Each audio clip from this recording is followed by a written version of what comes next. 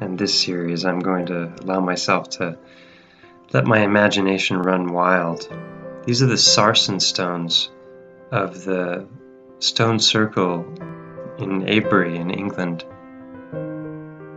And I just wonder if they might not have placed these. This is the largest megalithic stone circle in the world. It dwarfs Stonehenge. But I'm seeing a lot of the same kinds of shapes, and maybe they chose these rocks for a very specific reason. Those look a lot like pulmonary arteries to me, and you've got the harp shape there once again. And again there. Might just be my imagination running wild, but you can see it's got the teardrop shape.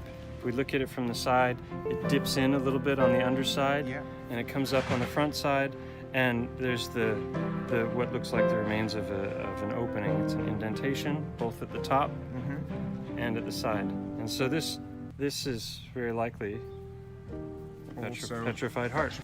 These rocks have all got the same shape of Africa, or like a harp.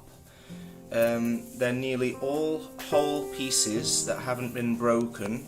Yeah, we can this see one has a fracture, and this that's one actually revealing the ventricle, the largest of the chambers of the heart. Those are the pulmonary arteries going in right there.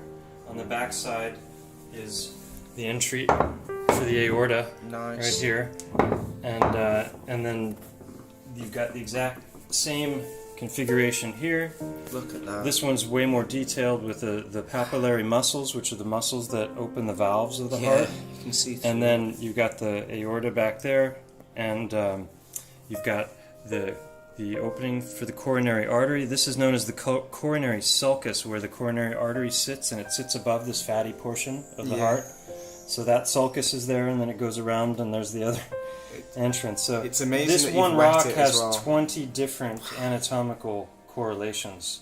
And it's just one rock. And then each of these are following the same pattern, though they don't have the same degree of detail. But here you can see the openings to the pulmonary arteries there. That's a beaut, that one, how it's cracked at the bottom. And I love how they go so fleshy when you've got them wet as well. Yeah. I mean, it's just insane. All different colours from all different kinds of animals or beasts. And like you say, they can have different indentations because they can be petrified when they're either expanding or compressed. And a lot of critics would say that I'm cherry picking my information, but here's another one. You can see it's the same.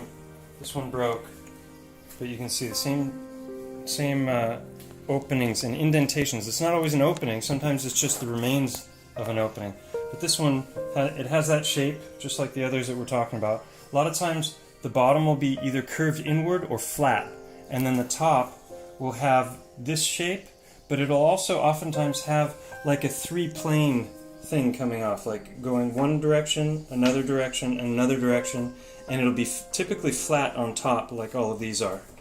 And but then, so you have the planes, and then the bottom will be either flat or curved inward, and then you'll have that upside-down teardrop shape. Yeah. This one, my partner, she found it, and she asked me if I wanted it, and I was like, well, it's not as detailed as I'm looking for, so we were going to leave it. So she tossed it, and it broke open, and it revealed the inside. Wow. And this is what's known as trabecula carne, which I show in one of the videos, petrified organs, giants' hearts, and how to spot them. Okay. Yeah. And what does that mean, trabecula carne? Trabecula carne is the internal portion of the ventricles, and how you see it in the video. It basically looks like flesh. Yeah. So this is a good example of one that might be able to potentially reveal some DNA if I yeah, it looks I like need there's to figure still out how to get it tested. some juice in that one. Yeah.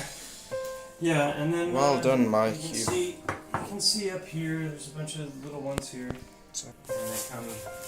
So yeah, you can find these on beaches, pebble beaches, you can find them on riverbeds, dry riverbeds. They're everywhere. You can find them up the mountain. Look at that. There's even a blood vessel up there on the right. And another equally as big, also with openings.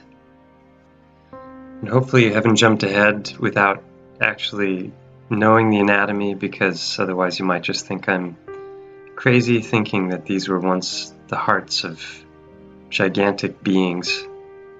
But I'm pretty convinced. Hope you've enjoyed the presentation. Share and tell your friends. Go looking for some of these yourself and see if you can find them.